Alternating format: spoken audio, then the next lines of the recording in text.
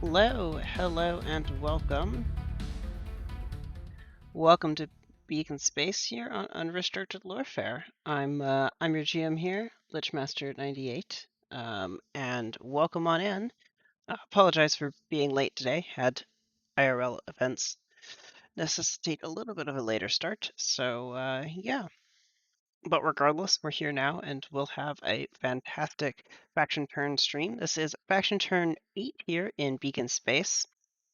And if you don't know what's going on or what those words mean, here, let me give you a brief introduction. Beacon Space is a sci fi world created by the members of the Unrestricted Warfare Discord community.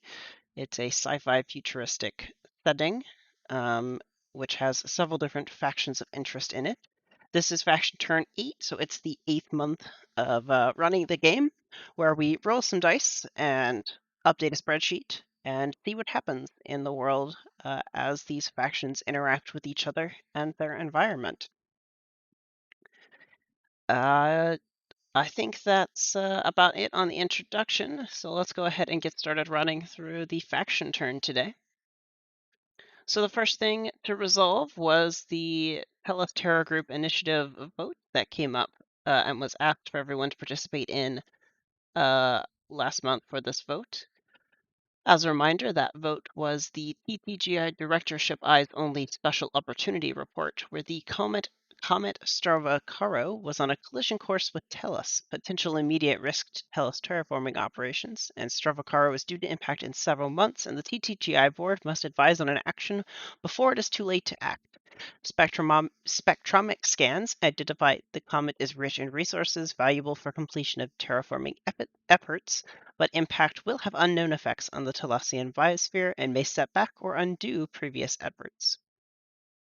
The first option was to divert the comet. The second option was to direct the comet to an ideal impact site. Both had the additional information from a meta-knowledge that an unknown change will occur following the terraforming clock reaching phase 8. I can go ahead and give the voting results on that. So option 1, which was divert the comet, had 1 vote. Option 2, which direct the comet to an ideal impact site, has 5 votes, and 3 factions abstained from selecting an option. So what that means is, with 5 votes, the option 2 does reach 50% or more support. 5 is greater than 50% of 9. So the comet will be directed to an ideal impact location on Tellus rather than just letting the cosmic forces do as they will. So that will have an unknown change occur following the terraforming clock reaching phase 8. The effect will be made known when the clock is at phase 7, so that if there's any mechanical impacts, it will be that would require somebody to say, tell me a defensive position for an asset to take damage or whatnot.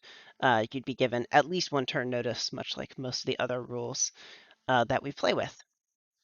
So there's no chance of a surprise. Okay, the clock reaches turn 8 and some asset just takes damage. You would be at least warned 1 turn in advance if something like that were to happen. So cool. That wraps that up, and a text version of those results will be available in the Discord channel after the stream, along with a whole bevy of other information that needs to make it in there this month. But with that, that's my only pre-faction actions or free faction turns that we need to announce. So let's go ahead and get started with the turns for turn 8, which I think is going to require me adding on some new cells, because I don't think I did that in advance. So let's insert 3. That was the wrong way. I want to insert 3 to the right, and they do not need to be quite that big. If there were any trades for turn 7.5 that didn't make it on here, I will update that after the turn rather than taking the time to do so now. But I will quickly check if there were any, just in case it's relevant. Yes, there was 1 transfer of 3 faction credits, so I will get it added onto this page after the turn is over, just so that this record is complete with all the transactions that have taken place on the spreadsheet as sort of a transaction ledger. go ahead and fix the filters. Great. So we'll be fixing that afterwards. Turn 8. The first faction today is faction of Ascent. Let me throw borders on all of this before I get confused. So Ascent will be going first today. They've chosen to take the exploration action, and they'll receive their income. And as is appropriate when taking the exploration action, they are also taking the action, the goal of exploration, excuse me. So let's go give them their 5 faction credits before we move some assets around for them. So Ascent right here now has a balance of 21 faction credits.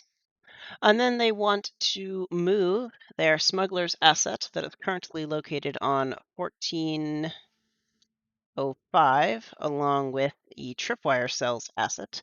And we're going to move both of them by activating the smuggler asset to move them to the point of interest L over here in 1304 at the cost of 2 faction credits. So we'll charge that, bringing them down to a balance of 19. And then we'll come over here and we'll sort by location, which I think we may be sorted by already. So here's Ascent to 14 on 1405, and these are now moving to 1304. Great. Then the exploration takes place. So we go over here and we check this is only 1 hex distance away from a currently revealed planet.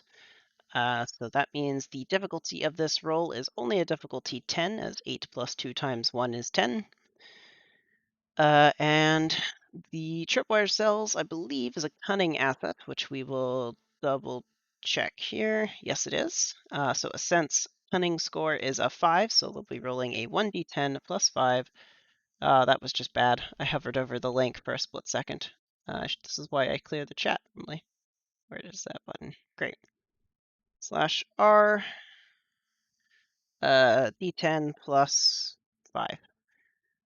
They've rolled a 12, which is greater than their difficulty of a 10, so the tripwire cells have successfully explored this hex. Before we go note that down, let's figure out how many planets they're going to be revealing, and they'll be revealing 1 planet, as 1 to 3 on the result of that d6 roll reveals 1 planet. And if you're not familiar with those exploration rules, there's a document called Exploration Explained, which is linked in the Discord channel that explains it in more detail, but we've revealed quite a few planets and systems in that way, so I don't think we need to go too in-depth into the details. So right here, we rolled a 1d10 plus 5, which resulted in a 12, or only 7 plus 5, which is greater than 10. Success. Let's do it that way. Reveal 1 planet. And then this becomes a invalid order, but that's fine because we just can't explore in the same hex. Let's go roll up that 1 planet by the handy dandy macro.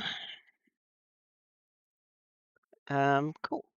And then let me go add. I gotta move this over so that I can type it into the spreadsheet a lot easier.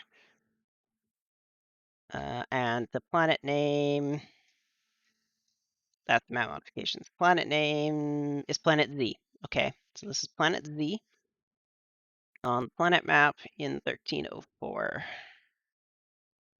Right here. So system L becomes Planet Z. So we finally revealed 26 additional planets. With the mechanics tag of the planetary controller, immediately gains +2 to wealth and loses 1. I'm sorry, +2 to the wealth asset cap and loses 1 from one of the other stats asset caps. So that's going to be that, which gets modified to one that actually modifies the sheet once somebody claims this planet. It has a tens of millions population with a TL 4+ location, having a corrosive atmosphere along with a temperate temperature and a hybrid biosphere. It's got the doomed world, not cyclical doomed world, and out of contact tags. which is quite interesting. The ruin's roll is, however, only a 2, so no ruin is present on this planet. That takes care of adding that. So let's go move these two planets, or these two assets onto planet Z, as they are now located on that location. And then that will wrap up the turn for Ascent once we award them 2 experience points for completing their exploration goal. Great. We can now head on to our second faction in the turn, which is the Aguamala Syndicate, who is right here. And they are taking no goal, and they'll also be gaining 5 faction creds worth of income, but they will be being a little bit more aggressive on their turn by taking the attack action. So we'll figure out the details on that attack roll in a moment, because the informers do have a specific ability when they attack. Rather than attacking a specific asset, they attack a faction to reveal stealth assets on world. So let's go ahead and add 5 points to, or 5 credits to Agumala Syndicate's balance. And now let's go review the rules on informers, which is what is making this attack. So we'll go find informers in the list here, and it's got to be here somewhere. I scrolled past it, didn't I? Yep, there they are, right above me.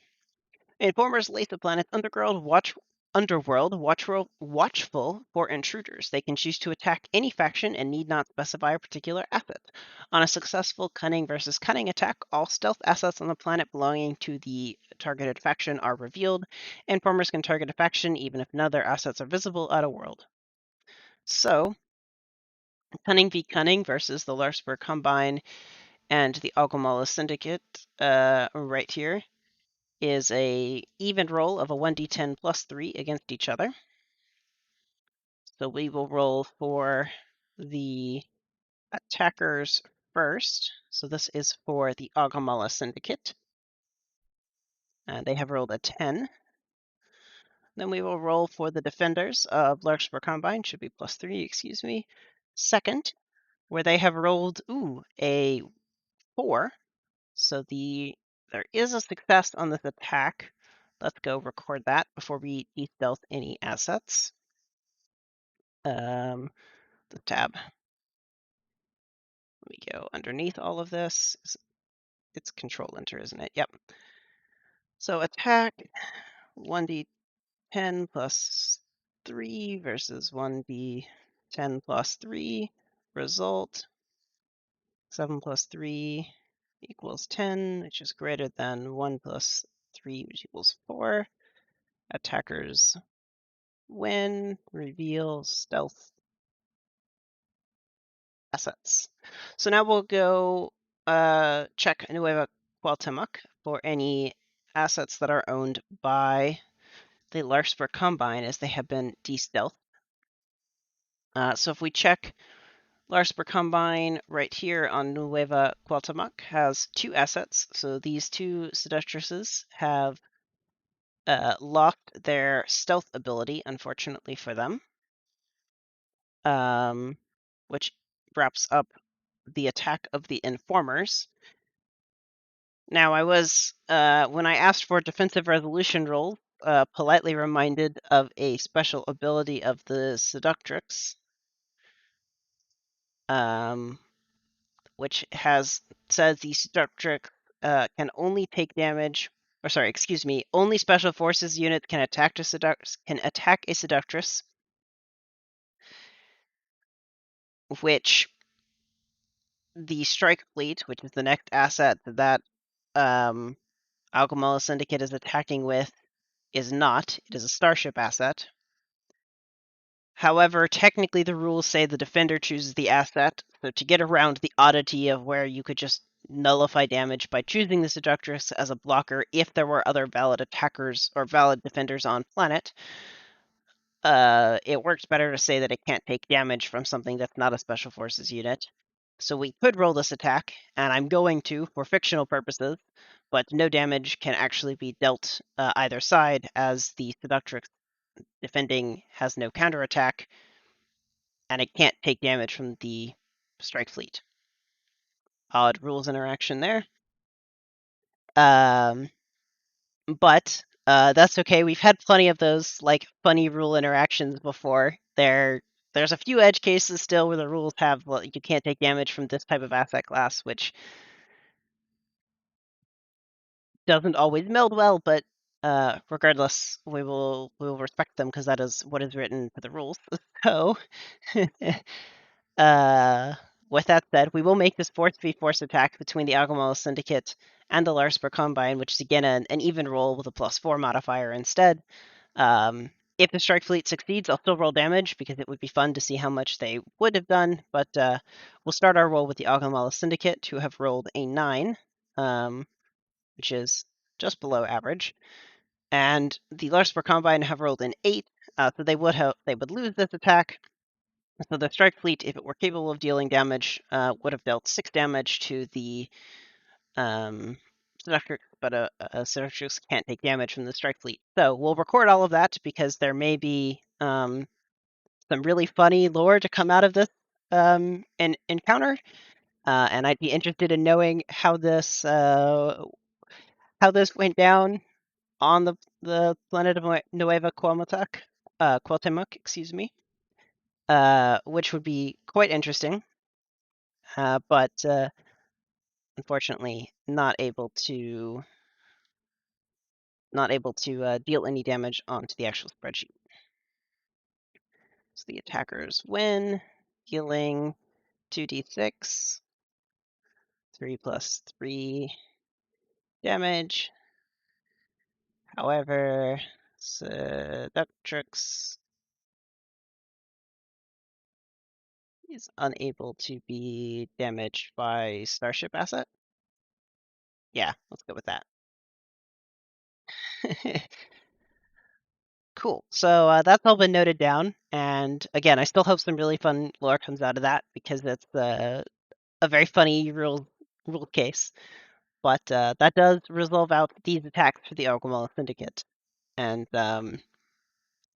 I'm glad they didn't take the lifeblood of the enemy goal or something that requires damage or destroying assets, and then run into this weird edge case rule. But we will move on from them and the funny attack of a strike fleet onto the Amelhart Institute, who are third this faction turn, where they are returning us to a sense exploration that kicked off the stream. So we'll go ahead and give the Amelhart Institute 5 faction credits, as it seems like we've hit 3 out of the 4 factions that make that much money, which is quite a funny way to start the stream. And then they'll be activating a covert shipping asset that is located on, let's see, 1603. So let's go find that. That was totally, oh, sorry, 0603. I was like, that can't be right. 0613. And they're going to be activating this covert shipping asset to move this commodities broker that is currently located on planet Y to the 0515 system, which will cost them 2 faction credits. So let's go charge them their 2 faction credits, bringing them down to 28. And then let's see what that exploration roll would be for them after we move, wrong tab, after we move their commodities broker that is currently located here on planet Y. It's now gone to 0515. Great. This is a wealth asset, so we check their wealth, which is +6. We know it's only 1 hex away from a planet that's currently been exposed, so the difficulty is 10. So roll 1d10 plus 6.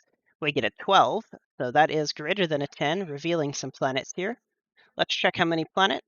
A 3 reveals 1 planet in the system, as 1 to 3 is 1 planet. So let's go note their success. Roll 1d10 plus 6 equals 6 plus 6, which is greater than 10. Success. Reveal 1 planet.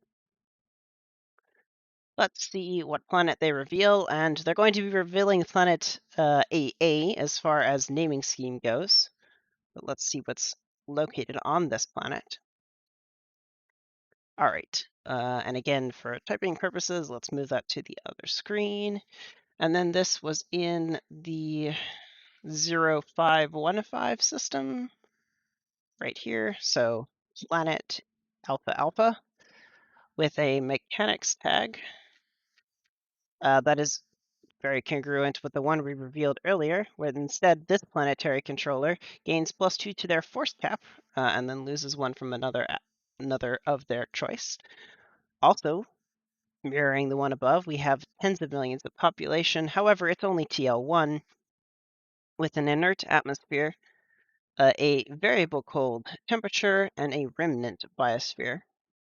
It has the tags of great work and the one I tried to add earlier by accident, cyclical doom. And unfortunately, it only has a ruins roll of a 9, so that does not reveal a ruin on this planet. Well, that does wrap up the exploration of the Amelhart Institute, bringing them up to 8 experience rather than 6, and we move on right along to the next planet, or next faction on our list, of the Starlit Court. So Starlit Court is 4th this time around. And they are continuing the trend of exploration. So we'll go give them their 4 faction credits and then move an asset for them before they explore. I'm going to move both their assets at the same time, as it has no actual impact on the turn results. So they get their 4 income and then immediately spend all 4 of it to move 2 assets into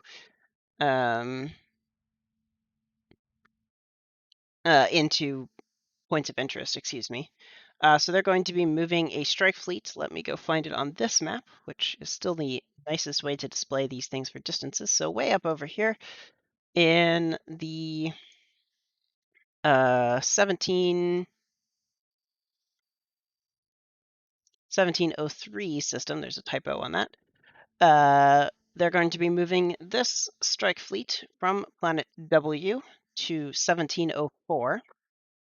And they are going to be activating the smugglers right here on 1503, which is currently sitting in space, to 1403, this point of interest right here. So we'll move both of those for them right now. So Starlit Court right over here.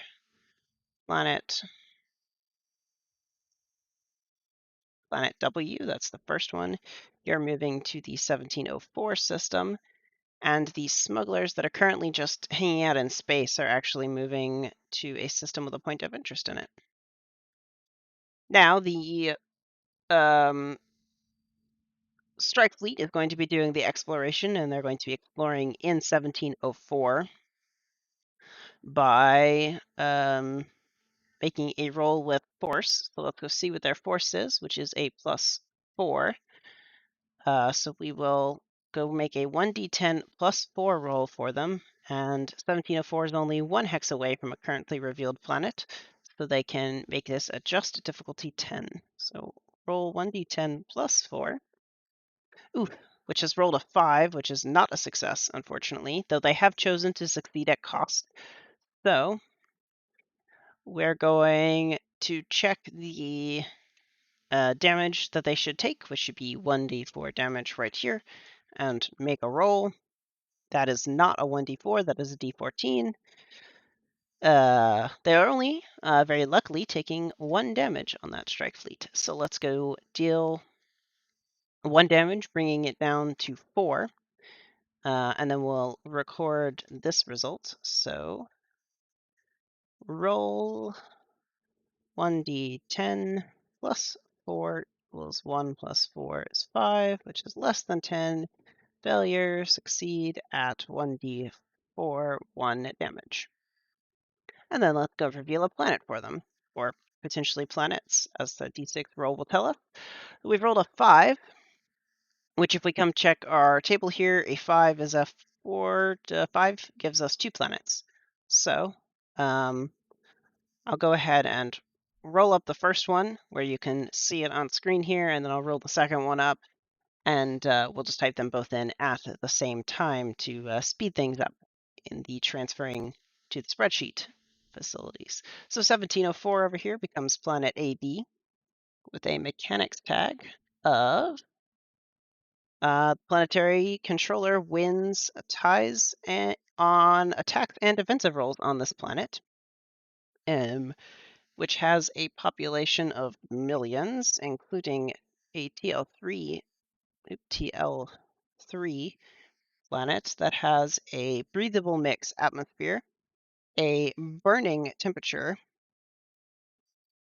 and an immiscible biosphere, along with xenophobe and friendly foe as the two faction tags. The second planet, which we will attempt to not break everything by inserting one below, but I'm sure I have, is also in the same system, is planet AC. Since I didn't insert a row, somebody actually remind me after the stream if I don't do it on stream to double check the automatic completion. As we found out last time I was adding rows to this to include more planets, I broke the map, and you couldn't actually put assets on all the valid planets because the autofill didn't copy over when I inserted the rows. So if somebody would just remind me about that, I would appreciate it. Well, the next world here, planet AC, has the tactic assets built in this world cost one less, where there are tens of millions of populations, and it is TL4, along with a thick atmosphere that is warm and is a missable biosphere, along with the tags of Field Menace and an exchange consulate.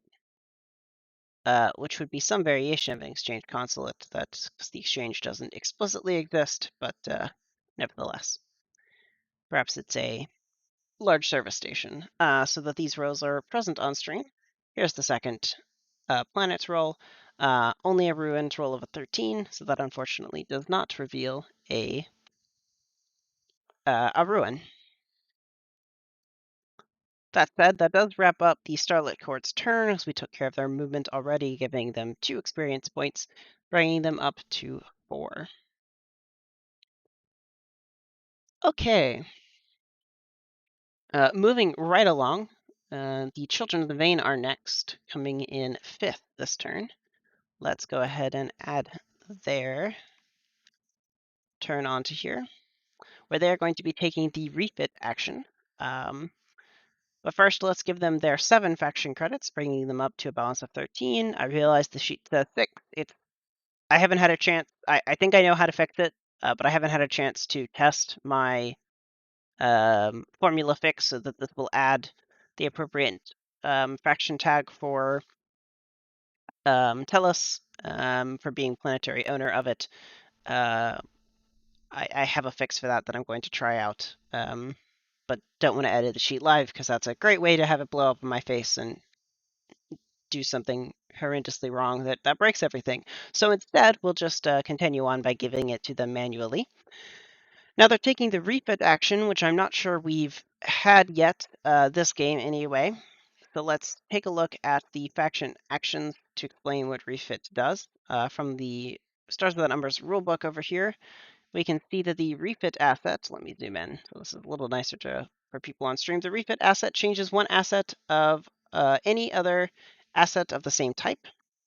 You have to pay the difference, and you must be able to have purchased the asset by normal means on that planet. So let's take care of that. I believe there was an Agumel Syndicate purchase sickness that should have gone away. So while we are getting ready to refit, we'll do that. So Children of the Vein in here has a Retech Logistics, which is a facility asset, and they would like to turn it into an extended theater, of which they already have one, and it is another facility asset. We can see over here the cost for the extended theater is 10, while the Pretech Logistics would cost 14. So this refit does not incur an upcharge, and it can happen right away. So that takes effect, and the extended theater shifts on over for a cost of 0 faction credits. Then the strike fleet on Moss, that is located in the 1008 sector by them, is going to activate its movement to move back to Heliocytus. So that is 2 hexes away, a perfectly valid move for the strike fleet. And while we have this open, we're going to take a look at the extended theater that's on Moss, and it's going to move the newly created extended theater on Heliocytus to Moss itself for a cost of 1 faction credit. As even though the refit asset is in the status of purchase thickness, it can still be moved by other assets. So this moves to the planet of Moss. This strike fleet right here that's on Moss moves to Heliocytus. And that cost 2 faction credits for Children of the Vein, bringing them down to 11. But that wraps up their turn. Great. We're zipping right along through these last couple of factions. Oh, did Vane do a refit already? Cool. It's been a while, so not a bad recheck. Coming up next is the Concord of Mutual Disdain, who is going to be spending some experience points to upgrade their force. So they're going to be raising their force up to a value of 4 for the cost of 6 experience, bringing them down to 1. And as you may have seen, that brings them up to 5. 5 income, so they'll be appropriately getting that this turn. So we'll go ahead and give them 21 faction credits as they get ready, to expand influence. So let me go ahead and copy this over just so I don't forget. So they are 6. They're going to be expanding influence on planet X in the 1510, which is right over here, the 1510 system. So let's go ahead and start that. There's no other assets on this world, so they can do so without opposition, as there's no opposition to be had. And we'll just find... Here they are. I'm blind sometimes reading the sheet.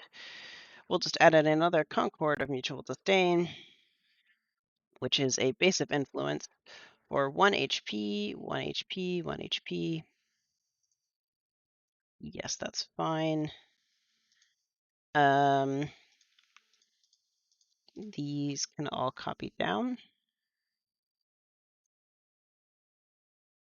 Can copy down. Okay, well, apparently I just need to do it that way.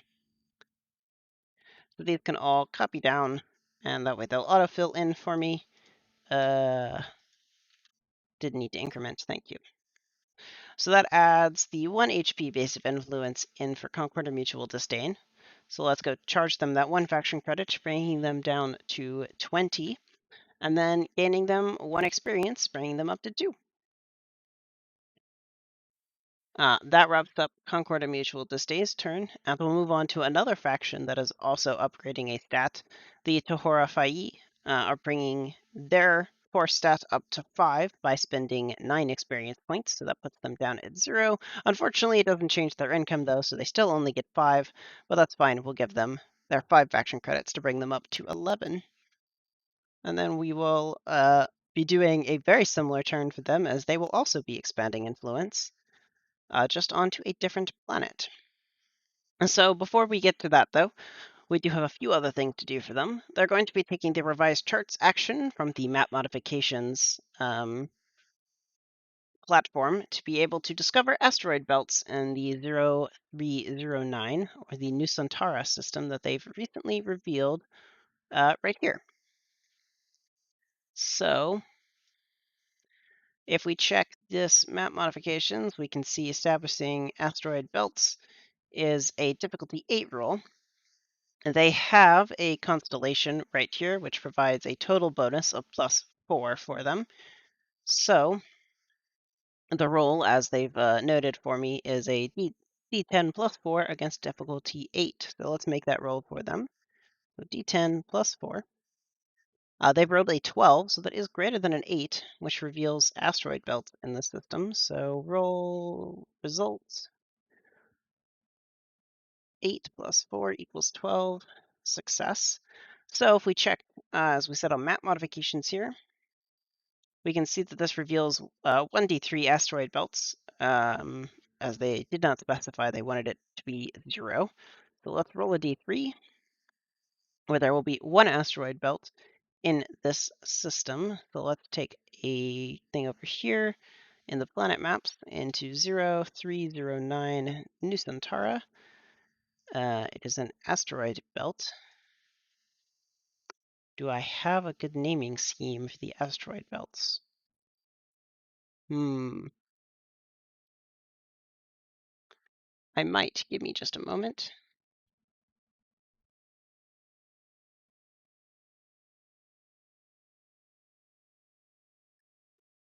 Let's. Nope, that's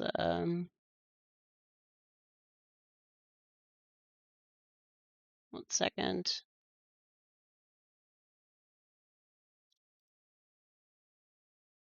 Nope, neither of those are going to be a good random generator. So we'll just name it Luhan I, lowercase, and we'll leave it to Tahora Faye to rename it for me with a better name than that.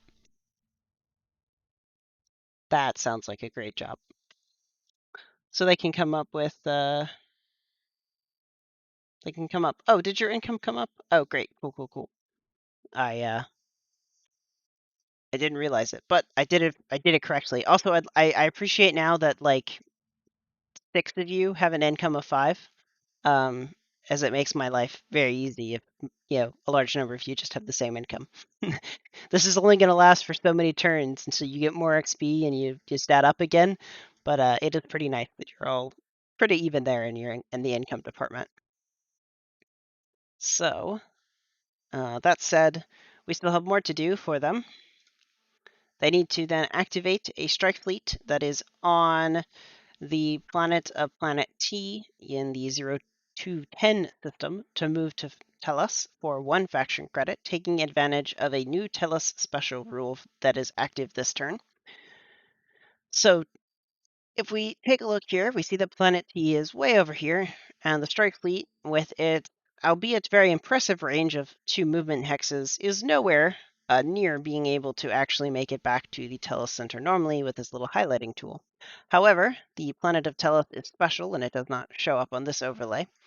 But because the planet allows anybody to target it as a movement destination by the ruin being revealed. So, taking advantage of that new rule, the Tahora Y are moving this asset here from planet T back to Tellus for 1 faction credit. And I'm going to fix this while I'm here. Great. So that costs them 1 faction credit, bringing them down to 10. And then they are going to spend 1 additional faction credit, completing the expand influence on Tellus, which brings them down to 9. Now there are some other factions present on the planet of Tellus, so let's sort that real quick. Yep, I know that's, you're not going to happy. Let's fix this one too. Tellus right here, as we can see, has both Ascent and Children of the Vein assets currently on a world. Both were asked if they wish to contest, and both declined to do so. So the Tohora Fayi are able to add a base of influence without resistance. Now there's an important note for this base of influence of theirs, which is that the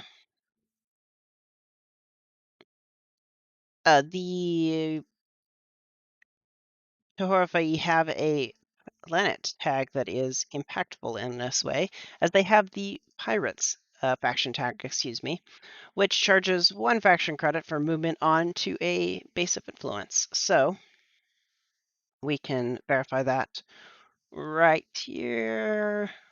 Pirates. Any movement of an asset onto a world that has a base of influence for this faction costs 1 extra faction credit that is paid to this faction. So that means movement to Telos has gotten a little bit more expensive for all involved. But hopefully not too big of a deal. And that does resolve out the Tahora Fai's turn, giving them 1 experience point.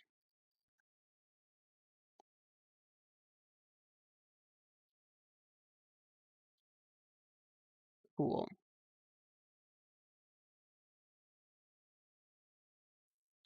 Great. We'll move on to Larkspur Combines next, as they're the next faction in the row here. Cool. Larkspur Combine is 8th. No, excuse me. And they are going to be taking the goal of inside enemy territory, but they won't be completing it this turn, so I do actually need to go write it down. So Larkspur Combine right here is taking the inside enemy territory goal, so they need to move so many assets. I think it's 3 because of their cunning score onto worlds of other bases of other planetary governments. Excuse me. They're then going to take a buy action, but first let me give them their income so I do not forget, bringing them up to 24. And they're taking the purchase action on Moss to buy a strike fleet. So let's just add this to the very bottom where we'll insert 1 here. Actually, the bottom is a bad idea. We'll insert 1 above the bottom. And this is the Larkspur Combine. They bought a strike fleet, which can have a cost autofill for 12 faction credits. All of this can autofill, and they've purchased it on the planet of Moss. That didn't actually autofill because those are the incorrect things to pull from. Great. And this should be set at 8. Perfect. So the strike fleet has stealth and purchase sickness, and Larkspur Combine also previously bought a strike fleet last turn, so purchase sickness goes away for that. But it is still stealth on the planet of Moss.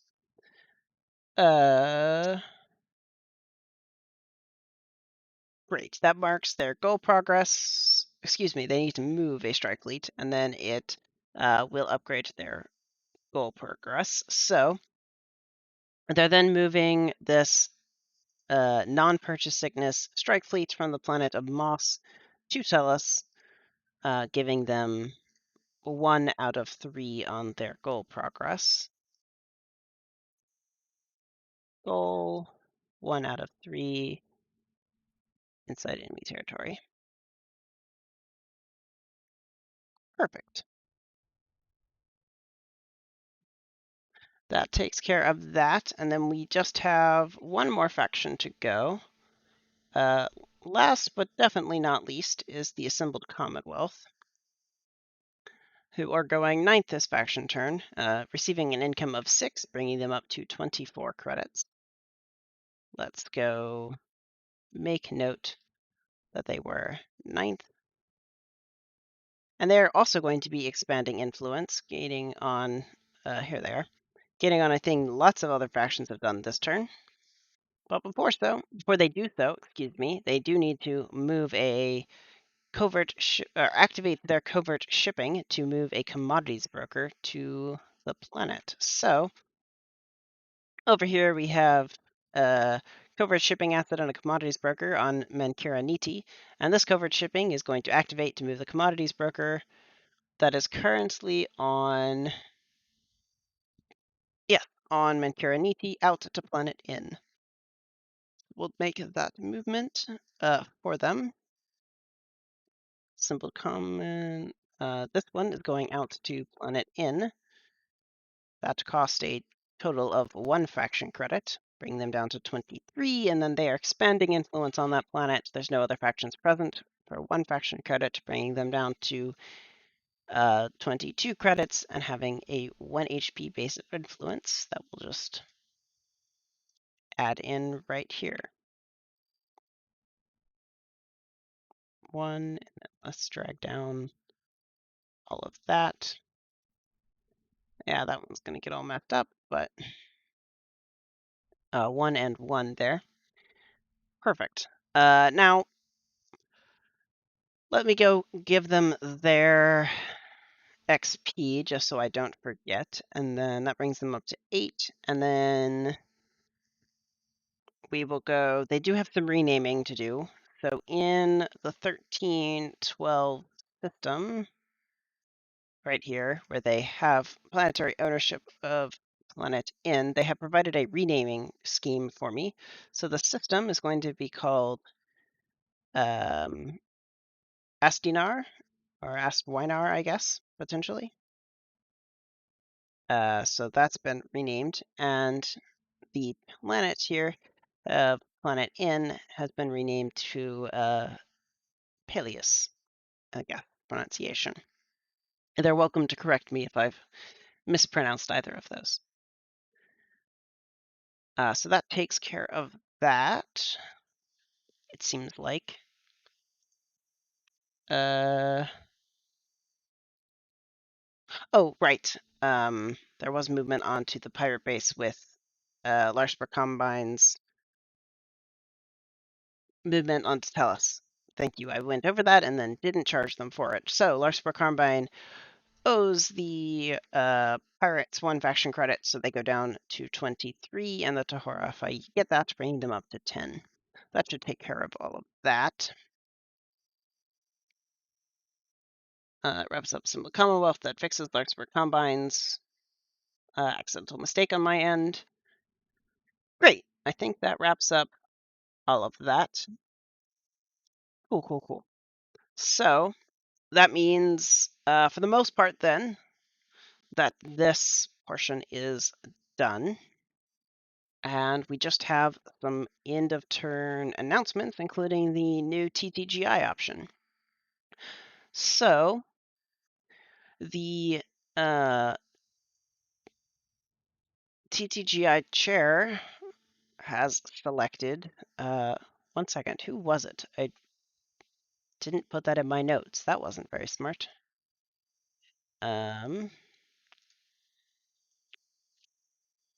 This is TTGI turn 8. The Larkspur Combine, excuse me, was the chair for this turn, and they have placed forward the option of exploratory prioritization. The Tellus Terra Group initiative considers funding increase for exploration outside of the center system. The first option removes the faction credit penalty for moving into unexplored hexes for 2 turns following its passage, and option 2 advances the terraforming clock of Hellas by 1. The lowers that the TTGI allocates funding to remove the increased burden of exploration for a time period at the cost of slower terraforming progress. Now, so that'll be released in the Discord channel in text, and that'll be the next option that's being voted on. We are going to turn our attention back to the tracker for 1 minute and take a look at Tellus again. With the conclusion and introduction of the Tellus Transit Hub ruin becoming fully explored and operational, the terraforming clock on Tellus has been able to progress faster, and it picks up this turn to a 5 out of 12. Going forward, unless otherwise noted or changed by me, the completion of this ruin switches the terraforming clock's automatic progress from every 3 turns, as it previously was, seeing increases on turn 3 and turn 6, to every turn. So this turn and turn 9, turn 10 will increase the terraforming clock by 1 until otherwise stated, basically. The ruin here reveals and makes it easier to move resources into and out of the system related to the terraforming effort. Then that takes care of Tellus.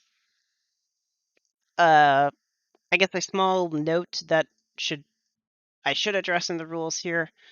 The rules for exploration actually note that when we're revealing a planet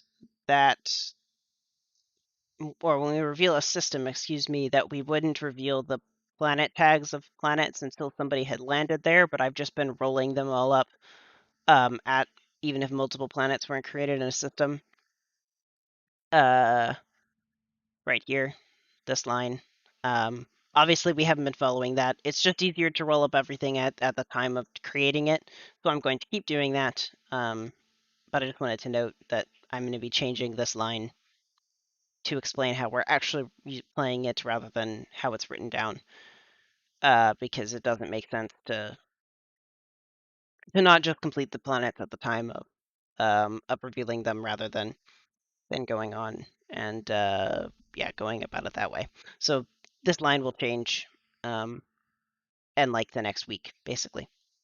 But it doesn't change how we've actually been playing it. But I just wanted to mention it before I edited that line, and somebody was like, "Oh, hey, this file changed," and it did. But it's just adjusting to how it's actually easier to administrate rather than how it's been run previously.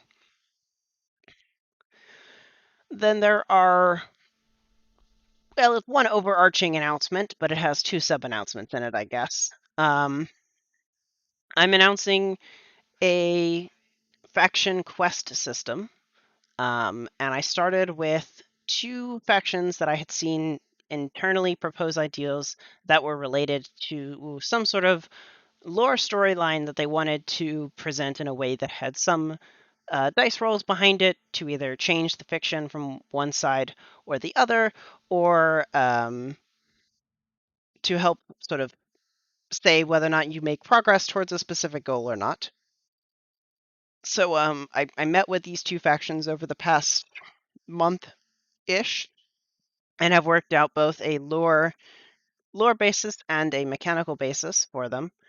For these faction quests. You'll be getting to see the mechanical rules as they'll be announced here in just a moment for both of the factions that have been contacted about a quest to get it rolling. And that's an interest of the same thing of wanting to have all mechanical rules active and announced before they take effect. So the factions weren't able to work on their quest this month, but can next month until the completion of their quest. You may have seen the Assembled Commonwealth at the last lore stream present an article about the the assembly where there was a challenge there, and so that is the start lore wise of their quest, and the Starlit Court will have an announcement at the upcoming lore stream prefacing their quest. Any faction that wants to have a faction quest can reach out to me. The loose rule is going to be I don't want one faction to finish a quest and then start a second one before everyone has gotten a chance to do at least one. So all 9 factions get a chance of doing a quest before somebody gets a repeat. And if you do get a repeat, the ending reward will not be as big, more than likely, as the first faction quest you complete. So keep that in mind as sort of you're thinking about these things. If you want to have that discussion, I will have some time this month to schedule meetings. I know middle of the week can be hard to coordinate across different time zones, um, but I have weekend availability as well. So reach out to me, have your faction rep reach out if you're interested in having that discussion about the quest. But yeah, so let me go over the two rule sets that are being announced first.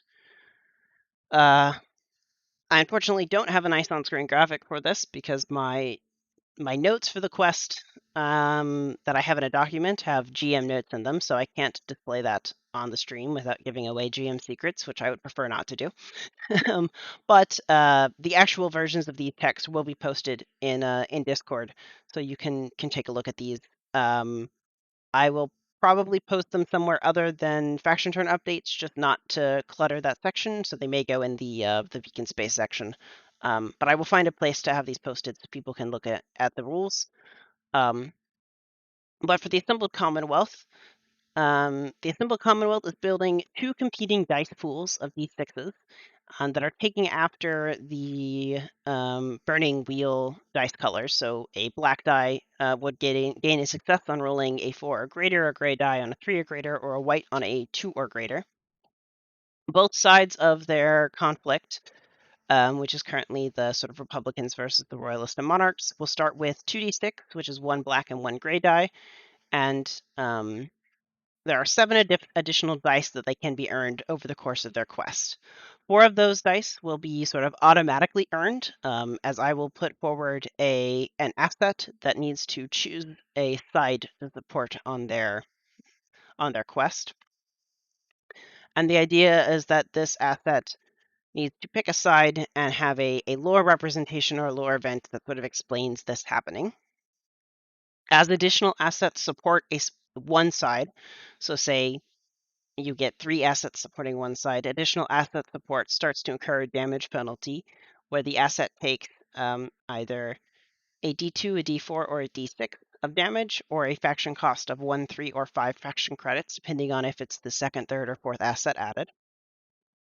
The other 3 dice out of the total of 7 can be earned by completing some 3 of the 4 mini objectives that are available to them.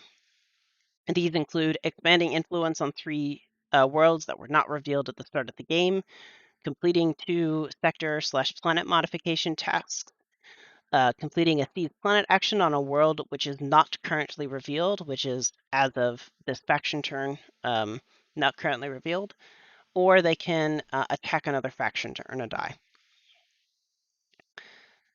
At the end of 9 months, which is how long they have to earn those 3 additional dice, all the dice will be assigned to one pool or the other.